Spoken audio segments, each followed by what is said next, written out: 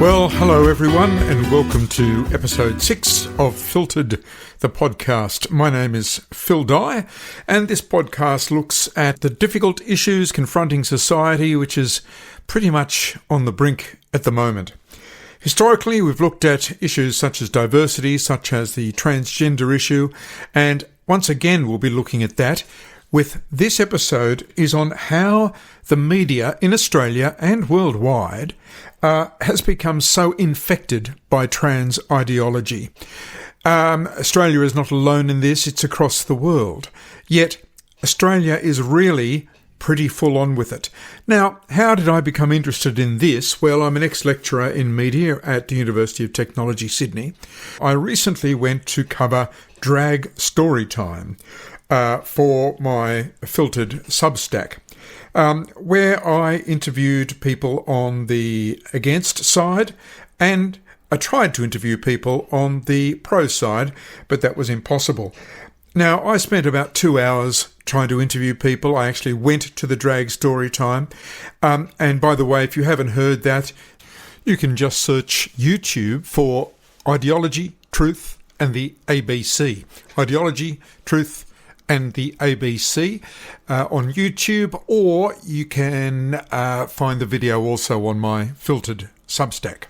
But I was amazed to see later on that night the ABC's headline saying Illawarra community rallies in support of Rainbow Storytime event amid far-right protests. Now, when I went to interview people, I couldn't see anyone on the far right. There was a couple of characters that I tried to avoid, but there was only 2 or 3 of those. The rest were grandparents and parents and people who were very interested. So I really did question this idea of far-right protests.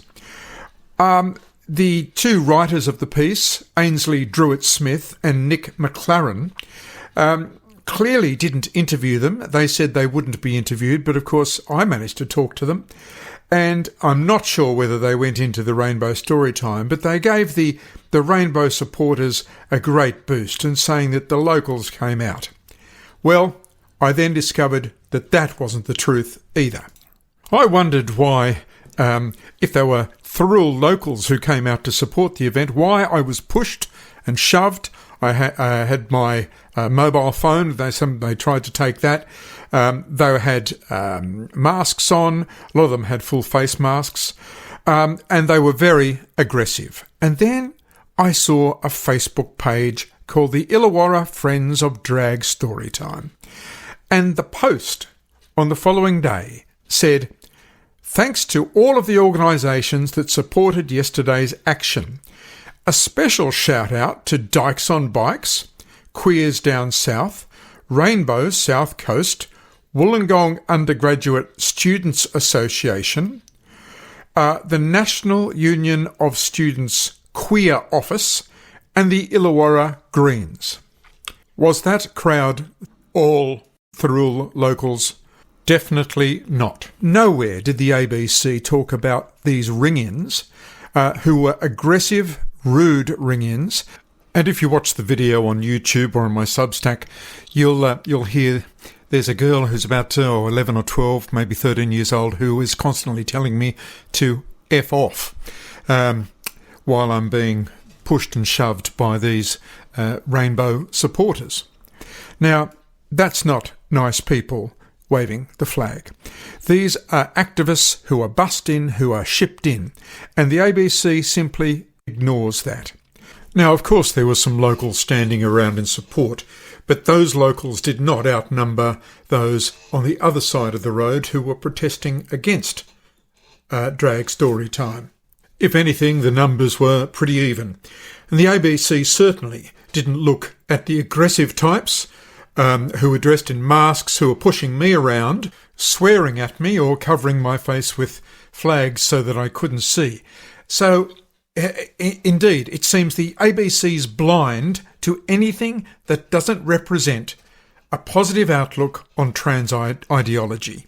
So I became interested in why the ABC and other media, by the way, the Illawarra Mercury, the Sydney Morning Herald, the Melbourne Age, why those media are so keen on pushing the trans ideology and completely avoiding anyone else who's going to put up a reasonable argument against it. And this episode is all about that and how that imbalance comes about. Now, I'm not the first to do this.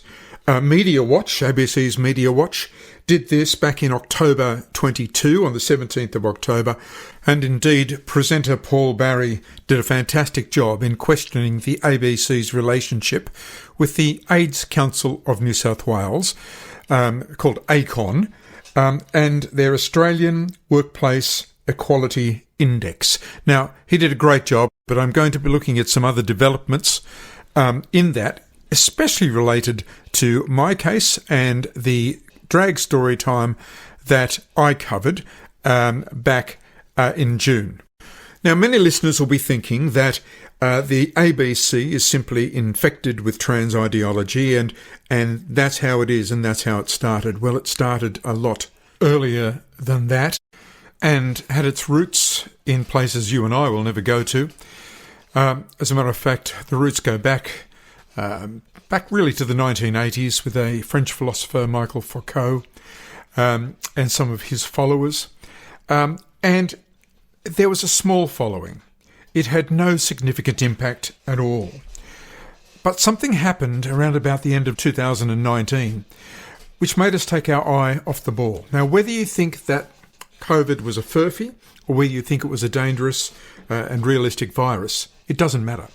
We all took our eye off the ball. And other people then entered the game and started to play differently. Now, it is around about this time that trans ideology started to be implanted throughout media, throughout sport, throughout education, when everyone else's eyes were off the ball. Now, in wartime, that's what oppositions do. They wait until their enemy is looking somewhere else and is distracted, and then they will attack. So it seems like that this was an organised attempt to change the very fabric of the society that we live in. And you think, well, that's a big call. That sounds like a conspiracy theory. What's the evidence for that?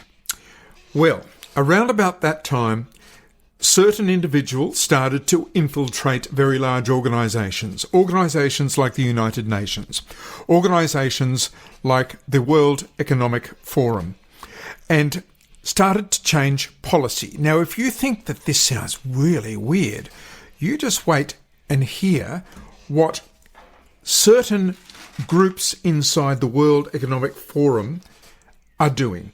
Now, one of the groups is called the Power of Media Task Force.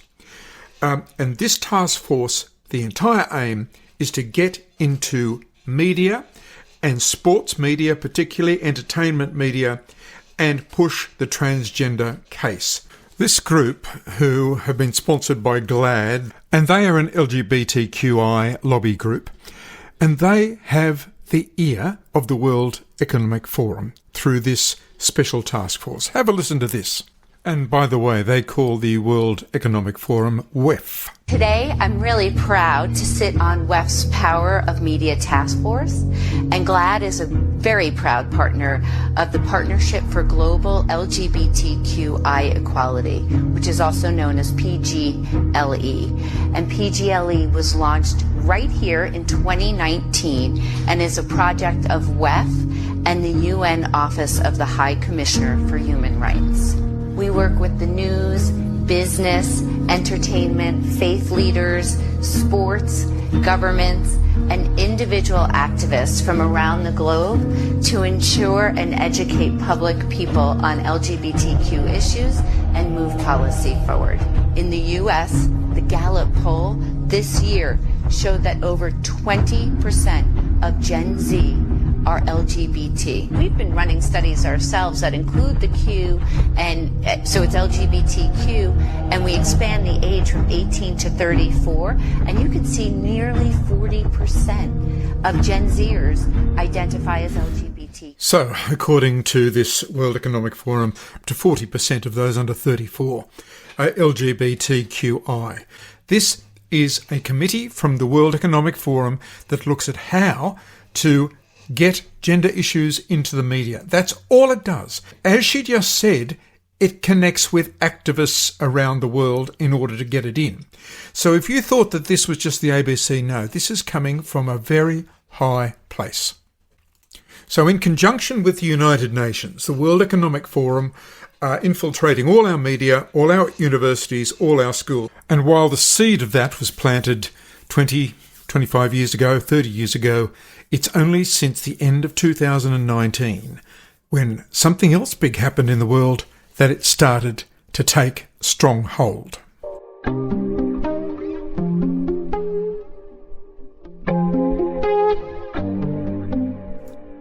Now, I know this sounds very much like some sort of conspiracy theory, but it's not. It's out there for everyone to see. No one's trying to hide it. What's also not being hidden is a report written by Denton's Law. Now, this report came out in 2019, November 2019, as a matter of fact. It is a report by one of the largest law companies in the world. The report is entitled Only Adults: Good Practices in Legal Gender Recognition for Youth. What it is a look at the practices that societies must have in order to get recognition of gender ideology. So it looks at what has worked in other countries, and it could be called an activist's handbook written by Denton's Law, supported by a slew of LGBTIQ organisations, the Next Law Referral Network, and the Thomson Reuters Foundation. Now, Denton's do have an office in Melbourne, although I don't believe the Melbourne office was involved in the preparation of this document, which anecdotally is called the Transgender Manifesto. Now, this really takes a hard look at what has to happen in society for gender ideology to take root and to grow. Of course, there's disclaimers everywhere, but the thing that's not hidden at all is that this document is for targeting children. It's for targeting youth. And it outlines what has to be done in each society by activists in order to get transgender policy accepted fully into the society that they're in. At no time does Denton's Law question the transgender ideology at all. Clearly, they've been paid very well by Thomson Reuters and by this slew of LGBTIQ organisations, which are government funded, I'd imagine, and that they just don't question it. It's simply, they're being paid to produce this document.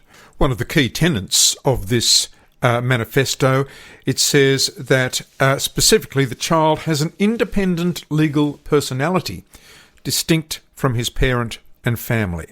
So right from the beginning, it's trying to separate the child from family and parents, and that is an underlying platform for this document. Now, they outline certain important points that have to be covered in order to get gender ideology as accepted fully into society, and one of them is to eliminate the minimum age that a child can transgender.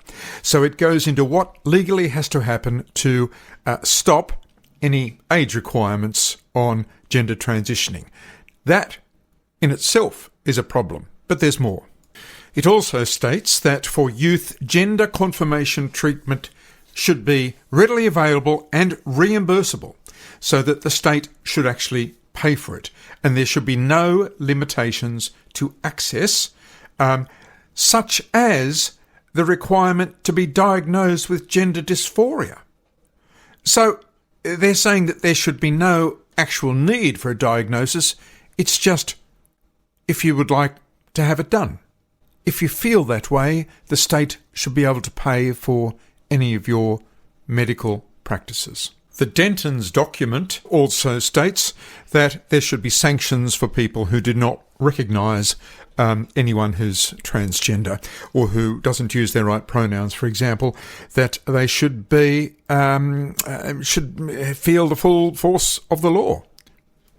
Another recommendation is that groups target youth politicians, so you always target the younger politicians, not the older ones, because the younger ones will be seen as wanting to be on the right side of history. It also says that you should demedicalise the campaign, take it away from the doctors, take it away and into the social realm. Don't talk about the medicine, but just talk about the individual. It makes a very strong point that once medical stuff like puberty blockers, hormones or potential surgery start to be discussed, then the public loses interest and starts to mistrust transgender campaigns. So, and I quote that campaigns have the task of separating these concepts through educational campaigns, so that gender recognition can be seen in the eyes of the public as distinct from gender-confirming treatments. In other words, don't talk about the surgery, don't talk about the drugs, just get down to the idea of the person and how they feel.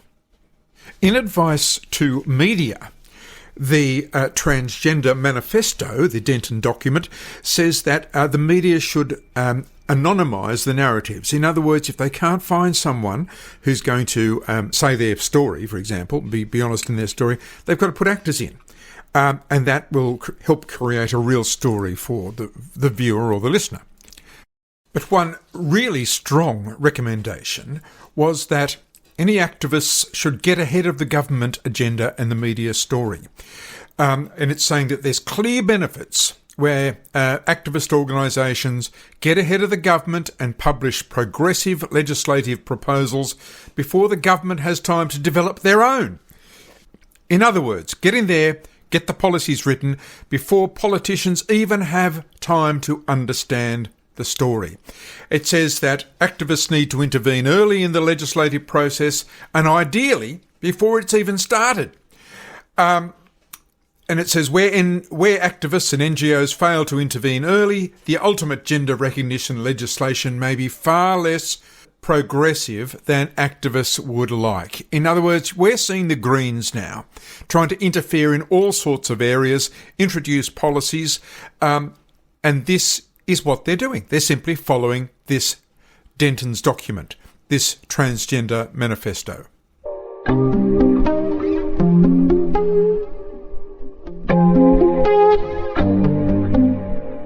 And another point, and I hope you don't mind me going into this because I think it's pretty important, is to use human rights as a campaign point.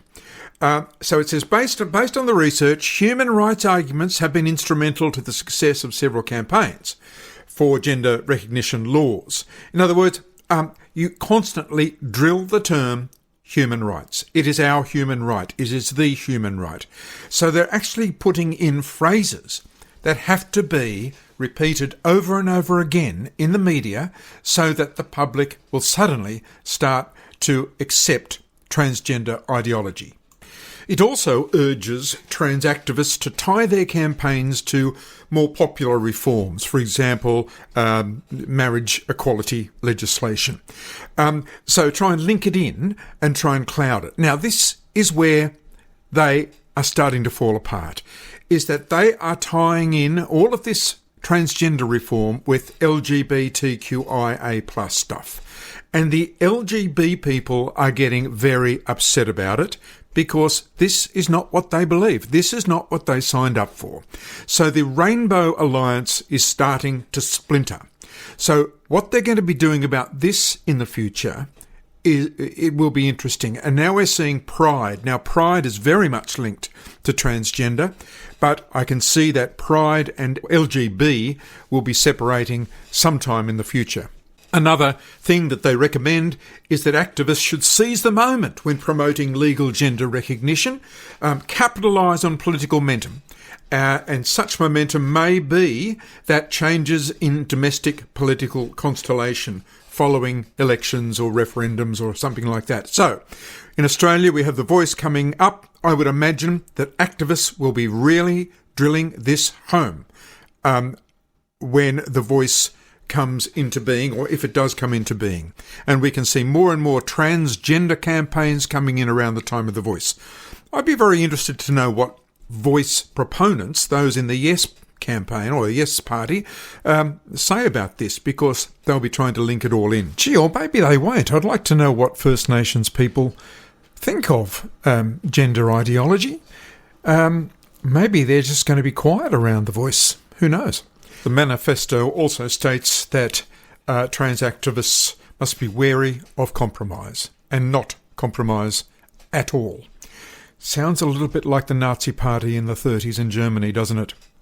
So this document, the Denton's document, or the Transgender Manifesto as it's called by some groups, came out in November 2019. Perfect timing, really, because everyone took their eyes off the ball in December. The first COVID case, 19th of December 2019. Everyone took their eyes off the ball for a couple of years, and suddenly this has been launched in. So, look, I'm going to be putting this document on the Filtered Substack, and I'll put the link on the transcript page for this episode. So you can have a look at what it says, and this is exactly what is happening.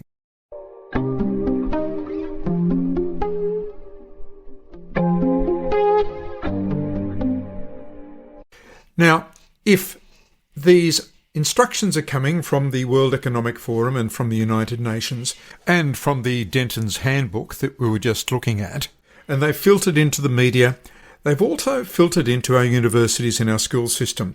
And this is where the ABC gets most of their journalists, from the university system, of course. Now, I used to teach at the University of Technology, Sydney, in the School of Journalism, and I just looked up a couple of subjects as to what is being taught in the School of Journalism that I used to teach in. And I looked at a subject, communicating difference. The subject number is 54002, and this is what the description says. This subject brings together a range of disciplines within communications to examine cultural difference, social identity, frameworks for promoting diversity, and contemporary community formation. In particular, case studies from contemporary Australian society are used to explore themes of racialisation, multiculturalism, gender, sexuality, and class-based inequalities, with a particular focus on Indigenous Australian and settler colonial identities. I'm sorry, but this journalism subject has nothing to do with journalism. It's all about promoting diversity, multiculturalism, gender, sexuality, and class-based inequalities, with a focus on Indigenous. So you can see that they are very much focused on a change in society. The course description goes on. Case studies are drawn from a variety of cultural sites that engage with diversity and difference, from popular culture, such as film and television, to institutional diversity policies and social activism. What? Now hold on. Social activism. Ah, I see. That's where the people who were pushing me around in the Rainbow Group come from. Social activists taught perhaps at UTS. It seems that social activism is becoming a very large part of university degrees. This includes an opportunity to examine Sydney-based initiatives that seek to address marginalisation, promote activism, encourage community participation, or extract commercial value from diversity. Through developing original ideas and projects for engaging with diversity and difference, students are invited to reflect upon their own identities from a cultural perspective. The subject also familiarises students with relevant theories and concepts, critical media studies, critical race and feminist theory, cultural geography, critical diversity studies, and organisational studies. So we have activism again, social activism. We have identity and critical race theory, all within this course in journalism. In developing frameworks for understanding inequalities, The subject equips students to evaluate the ethical dimensions of contemporary professional practices in diverse working environments. So, in that course description, diversity was mentioned 7 times, activism twice, and journalism not at all.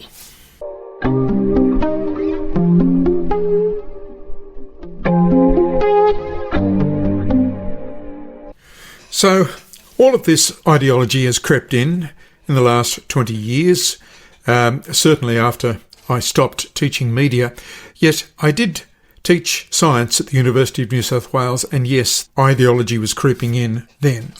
There's lots of it. There's critical race theory, there's gender theory, there's the theories of John Money, who is one of the first to advocate gender transitioning, and with disastrous results. There's also Michel Foucault, the French philosopher, who is really instrumental in gender theory and race theory, but has been discredited because of his dalliances of a sexual nature with children. So university courses are rife with this, teaching courses are rife with this, and hopefully that will change over the next couple of years.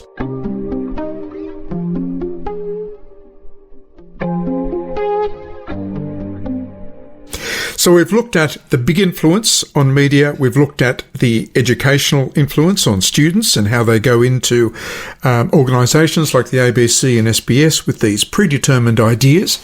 But then there's, as mentioned before, the diversity recruitment policies, where people are recruited on who they are rather than what they can do. Now, I want to get back to the ABC's relationship with ACON, the AIDS Council of New South Wales. The ABC is a member of ACON's Australian Workplace Quality Index. So they get measured on not only how they recruit, but the sort of topics that they discuss, and if they attend conferences, if they march in Mardi Gras and all that sort of stuff. Now that is the equivalent of Stonewall in the UK's Workplace Equality Index. And BBC and The Guardian, by the way, in the UK, have just resigned their connections with Stonewall. And I think all Australians should call on the ABC to resign their connection with ACON, because it is impossible for the ABC to have a fully balanced and unbiased view of gender issues. They should also resign their connection to other benchmarking indexes, such as the Diversity Council of Australia and Reconciliation Australia and the Australian Network on Disability. Now, some of these organisations might be very fine, but the ABC can donate to them. It doesn't have to be a member of them. And it makes you think that if they are members of Reconciliation Australia, how can they possibly give unbiased news reporting of The Voice? Makes you wonder. Now, as I mentioned before, Paul Barry, back in October 2022, did an episode on this conflict of interest between the ABC and ACON, and did it very well indeed.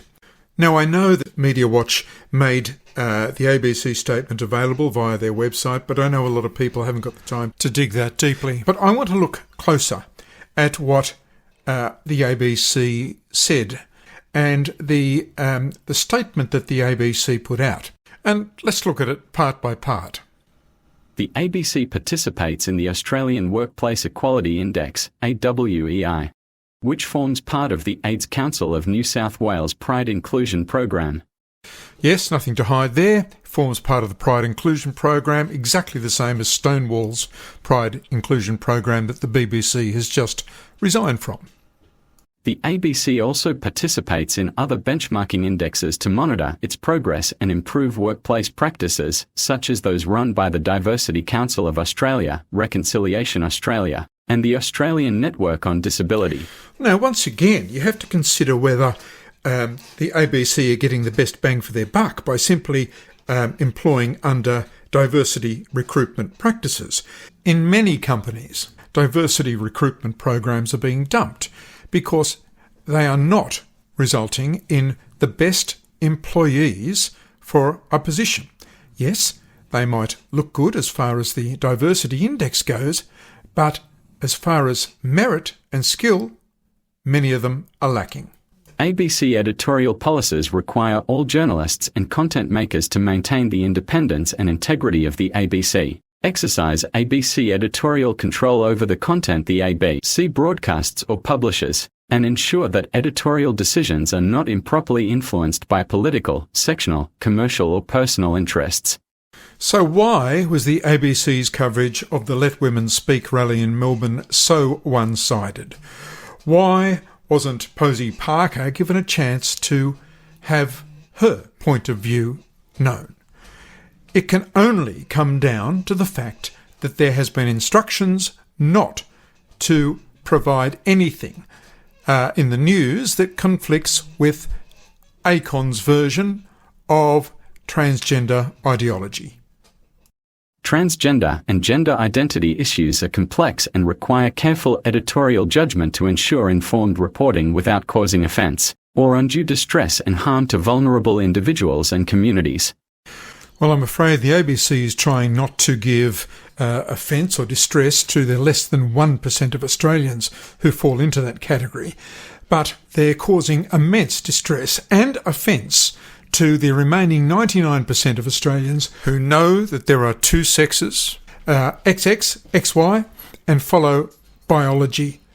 For the ABC to favour the 1% at the expense of 99% is way out of balance. To be unbalanced in favour of an ideology that lets men go into women's spaces, that lets men play in women's sports, that takes sex education out of the hands of parents and into largely unqualified teachers, and that denies the existence of detransitioners, those who have been through the entire gender transition process and now regret it. And gee, there is a fast evolving army of those people. Like other responsible media, the ABC endeavours to ensure its reporting is based on credible research, talking to people with lived experience, peak bodies and qualified experts, and taking an evidence-based approach. I'm sorry, ABC, but one of the key tenets I used to teach in media at UTS was that one person's lived experience does not necessarily equal truth. It is their truth, but not necessarily the truth.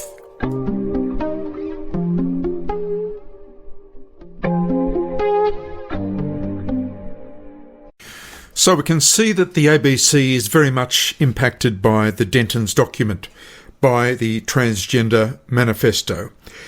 SBS, not so much, but they are still a member of ACON. It's interesting that the ABC won't even look at the detransitioners, because to do that would mean looking at the puberty blockers, the cross-sex hormones, and the impact of surgery on those individuals. And they've been told by that Denton's document not to look at the medicine part of it, just to look at the lived experience of the individual, to appeal to our heart. If we're going to look at the medicine, it appeals to our head. If there was ever a time in history that we have to use our head, it's now.